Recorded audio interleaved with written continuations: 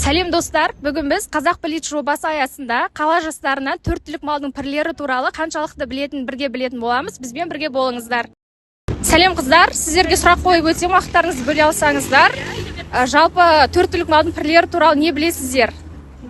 Жылқы атасы Қалмарата, сиырдікі Зеңгі баба, и түйенікі Ойсылқара, одан кейін қойдікі Шопан ата, Дұрыс. ешкінікі Сексек ата. Сәлеметсіз бе? Сізге сұрақ қойсам болады ма? Иә. Жалпы осы 4 түлік малдың түрлері туралы не білесіз? Түрлері дегенде аталары ғой, Иә. сиырдікі Зеңгі баба,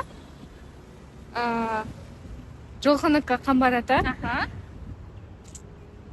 сосын ұмыттым ше кішкене. Осыны білемін. Сізге сұрақ қойып өтсем болады ма? Иә, болады. Жалпы осы 4 түлік малдың түрлері туралы не білесіз? Төрттілік мал жалпы көп білмеймін, бірақ білетін айтайын. Жылқынікі Қамбар ата, түйенікі Ойсылқара, сиырдікі Зеңгі баба, қойдікі Шопан ата. 4 түлік малдың түрлері жайында өзімде айта кетсем, түйенікі Ойсылқара, ешкінікі Шексек ата, сиырдікі Зеңгі баба, қойдікі Шопан ата және жылқынікі Қамбар ата. Ендеше достар, барлықтарыңыз біле жүріңіздер, сау болыңыздар.